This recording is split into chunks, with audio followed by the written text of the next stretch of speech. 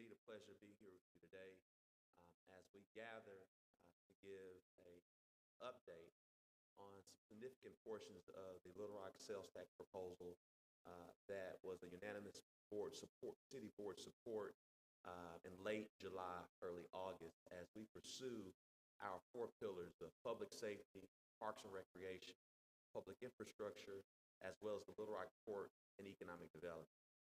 These four pillars focus on how we continue to improve and enhance Little Rock's overall quality of life place initiative. We know that the new economic development model across our nation's cities include parks and recreation and quality of life and place. That's the new economic development model because millennials and Generation Z, they tend to choose where they want to live first, and then they focus on their career. And for our brothers and sisters that are retiring and aging in place and have discretionary income, they choose where they want to live and age out their remaining years based on quality of life and place. So what you have is this great cross-generational mentality on where individuals choose to live. And so today, one of the four P's that we're going to give an update about is going to be on parks and recreation. One of the things that we know is that the city of Little Rock is a city in a park that City Director Kathy Peck is here with us today. She'll talk more about this. We have 63 parks that we have to maintain and continue to increase the enhancement there.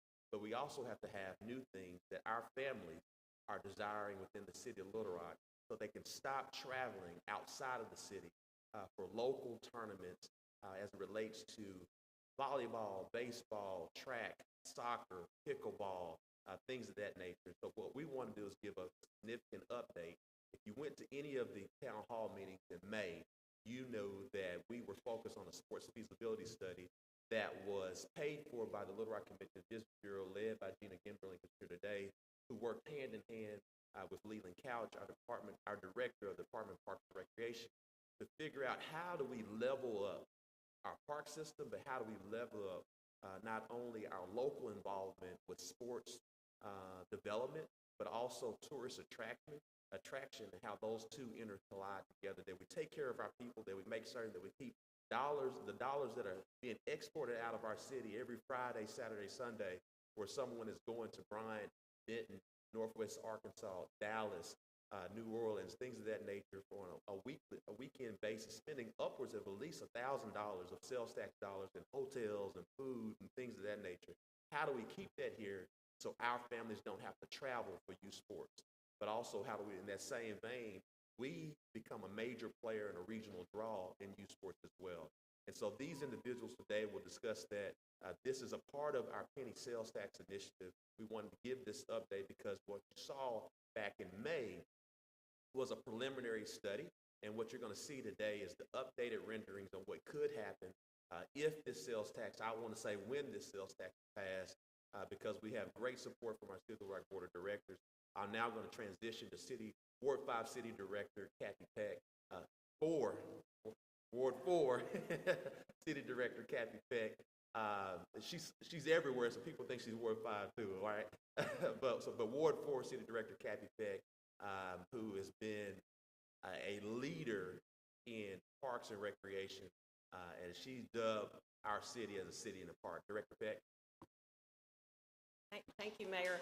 I wish I could take credit for dubbing it a city in a park, but that happened long before me. But it is important, and we truly are a city in a park. You know, Leland and his team, they've done such amazing work with very little, maintaining our 63 parks, and it's been a challenge. And of these four P's, my favorite P, parks. I'm sorry, Dr. Pierce couldn't be here because he's trained me, and he is equally passionate about it.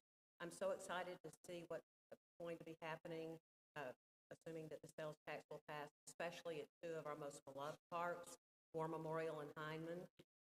Super excited about the sports complexes. I learned, I guess about 20 years ago, serving on the A&P Commission and working with the Little Rock Convention and Visitors Bureau. Youth sports are here to stay. We can see what's happening in communities all around us. It's time for the capital city to have our own sports complex. We want these people to put their heads in beds and butts in seats and spend their tax dollars here. We want our kids to be able to compete and Little Rock Sports Complex. So I couldn't be more delighted to be here, and thank you very much. Much respect. We're now going to have comments from our Chief Executive Officer of Little Rock Convention Business Bureau, Gina Gimberling. Immediately following her, Leland Couch will give the update on the sports feasibility study as well as it relates to the sports complexes as well as the work being done at War Memorial and Hyman Park. And I also want for the news to share, this is also significant because we know that in Little Rock, it's a cultural thing. When the Razorbacks come to the state capital city, you're going to see so many people tailgating. And we know that War Memorial plays a significant gathering place, being center of the city. We want to show to our residents what's going to be happening in War Memorial. Clearly, we're going to always advocate and continue to have games at Memorial Stadium, but we want to talk about the park aspect on how that truly becomes our central park and a central gathering place for all residents for our city.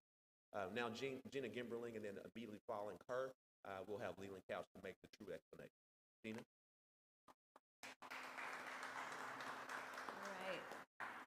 Thank you, Mayor, and good morning, everyone. It's such a pleasure to be here this morning to talk sports facilities and the potential of sports facilities in Little Rock. As Director Peck mentioned from her days a few years ago, I won't say many years ago, on the AMP Commission, which is our governing body of the Little Rock Convention and Visitors Bureau. Sports facilities have been on our radar and a key objective for the Little Rock Convention and Visitors Bureau for many years. It was confirmed and reiterated in our 2023 Senior Tourism Master Plan that we released, and as well as youth sports is big business.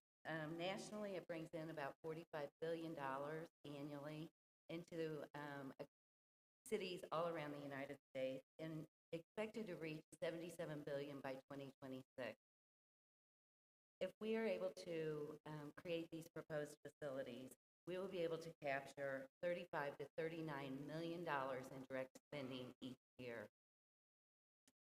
What's so great about the sports facility, as with many of our tourism assets, is not only will it be an economic driver and an economic development for the city of Little Rock, but as well as a benefit to our residents and expand our quality of life for everyone here in Little Rock. So again, if you have any questions, I'll be available after the press conference. Thank you.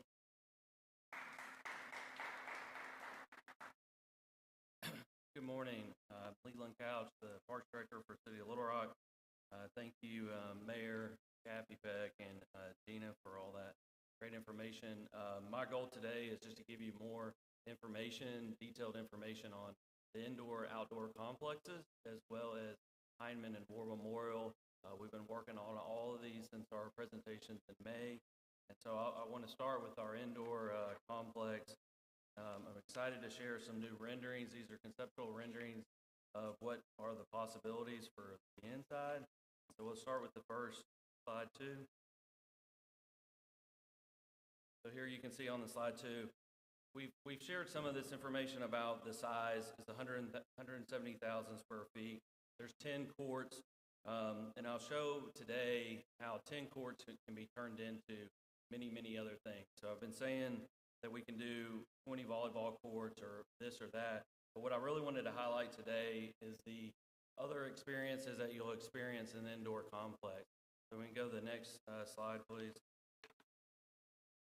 You can see here, this is actually showing the 10 courts, but around the facility or the lobbies, the family center, the potential medical aspects, meeting rooms, storage, all the different facilities that go along with a 10-court facility. As I go forward, you'll see how exciting some of these different plans can show for the 10 courts. So this is the same 10-court layout, but just showing how we can take it down to 6, put in telescopic bleachers, and add a highlighted court, right? So that also allows us to do, say, concerts, different specialty venues in that, and we can rent this space and make other revenue outside of just having basketball in this location. Moving on from that, just another layout. of that same seating for convention, smaller convention. Not that we're competing against the State House, but we're actually adding another size and another capability for the city of Little Rock. Moving on from that, this is another, we can back up to slide 6. This is for smaller conventions, table arrangements, so we can cover the floor, and you could do this across the whole space. So I've mentioned these things, but that's just more detail. The outdoor sports complex, that's a 30-acre site for the actual fields, a total of 50 to 60. We're looking for great opportunities to add to that from a parcel outlay. So depending on the final location, commercial businesses around that. So then it shows you the layout. And what I really want to get into the detail today is showing flex fields and how they operate. So we've talked a lot about there's going to be flex fields that operate for football, baseball, soccer, lacrosse, all the different type of field sport games. But today we can show you some renderings of how that's going to happen. So this first one here is showing soccer. So we can have different soccer layouts on all the fields, and then we can quickly change that if we go to the next slide to football. And a lot of this is just simply pulling things off the field, putting back, and so the last one there is also baseball. So one soccer field, for example, can turn into 2 baseball, or we could turn it into a larger baseball. So you might have softball, baseball, however you want to arrange it. And obviously, you know, this complex can fill a variety of needs for our residents as well as just tournaments. And that's what this is all about, is driving economic impact for the city of Little Rock. And so one slide here and the next will show us just the cost. There's 60 and 55. We have to factor in some of the infrastructure costs. And also on the outdoor sports complex, these are all artificial turf, which is quite a bit different than our standard sod. So these can be used immediately after a rainstorm. Moving on. So that was just covering some of the new details and concepts for the actual indoor and outdoor. I'm excited to talk about Hyman Park. We're actually in the process of having community meetings. We've had 2 out of a series of 3. We have one more Thursday night to gather community input for the master plan process for Hyman. And so we're finalizing a master plan that will show disc golf, mountain biking as some of the highlighted areas there, but also working with the neighborhood on all the other side amenities. With this sales tax, we'll be able to put $14 million into this project. And the last one, which we're also really excited about because of tomorrow's football game, is War Memorial.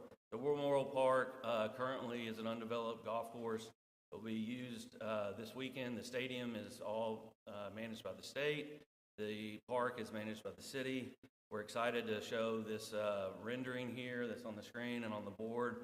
We've shown some of this, but it's an exciting community master plan for a Central Park. I can't be more excited about it for this to be in this location.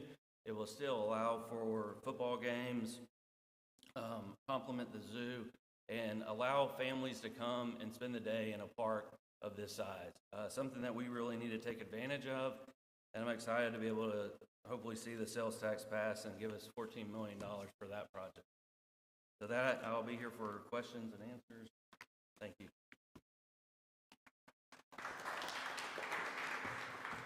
Thank you so much, Leland, for giving all of that detail as it relates to our sports complexes that'll be located downtown East in the Little Rock area for the indoor sports complex, as well as the outdoor sports complex will be west of 430 in the southwest area, if you're familiar with Bass Pro and the Outlet Mall.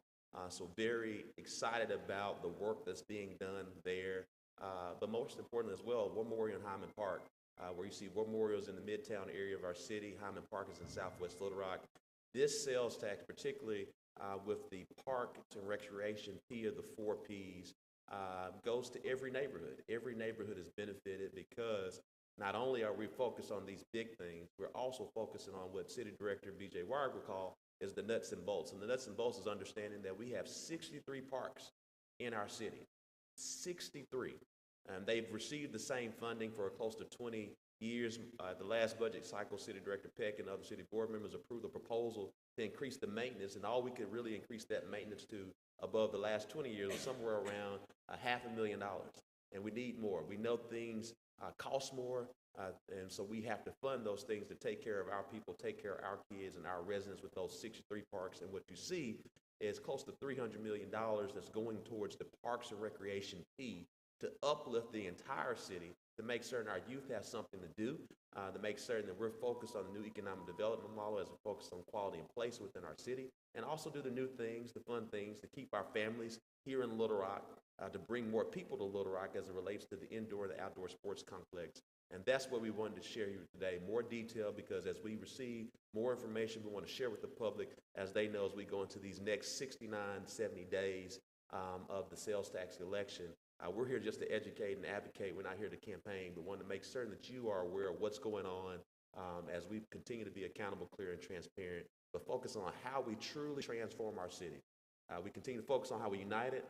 We truly have been growing as it relates to our population and our jobs growth, but also how do we transform for the future? And we transform for the future, focus on parks and recreation, public safety, public infrastructure, and the Little Rock Port and economic development. We'll now open the floor for any questions.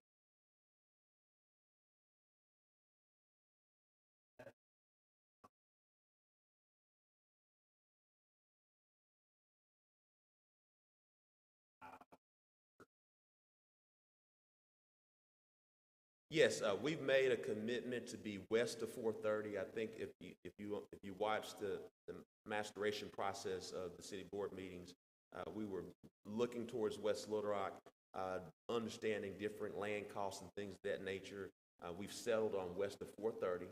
I think we know that the Bass Pro outlet area that is in Southwest Little Rock is a growing Southwest Little Rock area where the outlets has been there. Top Golf is now there. The new Porsche dealership is there. The new Southwest High School, that's $100 million there. So there's a lot of things that are happening there. Clearly, the devil's always in the details.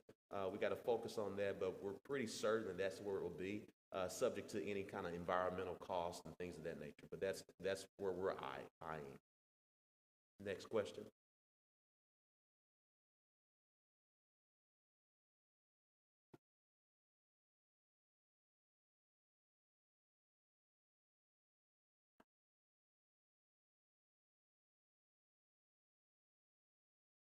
Welcome to Little Rock. That you all are fighting the problem of juvenile activity, things like that. Are there any plans to partner with local law enforcement to ensure that every child is safe and being able to stay active, and even during the summertime when we see a heightened crime? I totally agree. I think one thing we want to first share, when you talk about the 4 Ps, we lead with public safety. As you may or may not know, I want to make sure everyone knows that right now, consistently, violent crime is down in the city of Little Rock. It's down a -4 or 5% right now, year to date. If you look year over year, the past 5 years, it's down a -6%. You look at overall crime, we're down somewhere around a -3, -4% overall crime year to date. Same, -2, -3% the last 5 years. So crime is down, jobs are up here in the city of Little Rock. However, we do understand that most of our violent crime somewhere between youth between the ages of 15 to 24. And so that's the reason why we have a holistic crime reduction strategy that we've employed, focused on targeted patrols in high crime areas, but also prevention, intervention, and treatment and community violence reduction grant funding. We've given somewhere close to $5 to $6 million, and on top of the $5 million that we have in our PIT funding the last 2 years, and we believe that's been very helpful. There's always more work to do, but the best way to continue to have lower rates that we've seen so far, to continue to have lower rates as it relates to youth and crime, is to make certain our youth have something to do, whether it's our summer youth employment program that we're working to make certain that it's not only in the summer, that we extend it to a year-long apprenticeship, but secondly, is to focus on these 63 parks, that we're increasing that funding, that we have something for them to do, and also the indoor-outdoor sports complex. We believe that's going to help because we're going to keep them occupied. We'd rather than be occupied in the park than occupied somewhere else that creates a negative activity. Next question? Yeah. Yes, sir.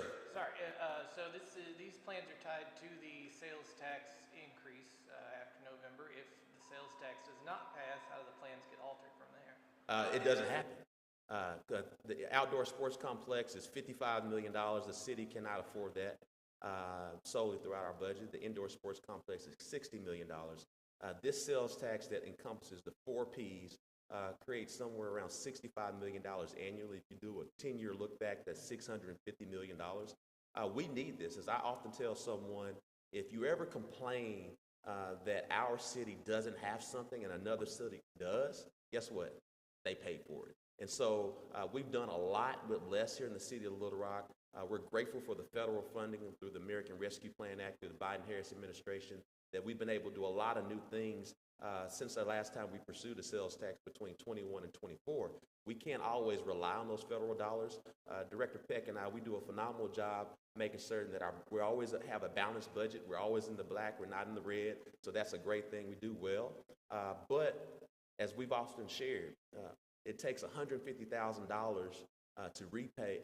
2 years ago, it took $150,000 to repave a road. Today, it takes $300,000. 2 years ago, it took $1.5 million to do a new road. Today, it takes $3 million. And so my point is, it costs to do things, and we have to invest in ourselves. That's how we continue to grow. We already are the largest city.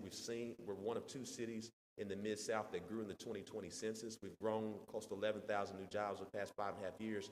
But we're busting at the seams, and we got to focus on the infrastructure. We got to continue to focus on our public safety. We got to focus on our existing parks and recreation. We got to continue to fuel the economic growth that we've seen so far that's been historic through the Little Rock Port Economic Development. But everything you see here today, as I tell someone, if we don't pass this sales tax, don't complain to me that you have to drive an hour to take your child somewhere when we could get this done right now here in the city of Little Rock. It's our time to invest in ourselves to ensure that we continue to transform our city and fuel its growth. I think you had a question. This might be a question for Gina or Leland also, but should these sports complexes get built, is there another city in central Arkansas that we're going to be competing with for those kind of sports tournaments, or who's going to be the biggest competitor in terms of a city that has these? I can answer that for them. First and foremost, Arkansas is too small for us to be competing against each other. We applaud any city what they do positive because it helps our entire state. I would share with you what you have here before you today is transformational, that you don't see the type of multifacetedness at our particular indoor and outdoor sports complexes. So not to say that we won't be in competition, but ours are a bit larger. And also for those that, for instance, I believe there's one that's 6 or 7 courts and ours will be 10. Cabot has 6 or 7, this is 10. Our 10 also can be multi-change between that. And so again, we're not in competition with anyone. We're in competition with ourselves. And so we want to make certain that we share that, but ours are a bit different. Do you want to add anything? Or? So the mayor did mention Cabot was one. Our consultants actually told us, so at a 10-court facility, we would be the biggest in the region, and we would draw. We would also not be managing this is very important, not managing this in-house. We'd actually have a consultant that would come and run the whole facility. Those type consultants that we would bring in are already managing facilities like this across the country, and so they already have a group of tournaments or something that they could bring to us. They actually mentioned the one in Cabot is not, or anywhere else that had extra fields or courts like that, they could actually grow. So we could do ours, fill ours, and still use Cabot as maybe an ancillary add to that on really big tournaments. So this isn't competing with our sister cities around us. It's growing the options that we have as Arkansas residents. One last question. Thank you so much. You guys have a great day.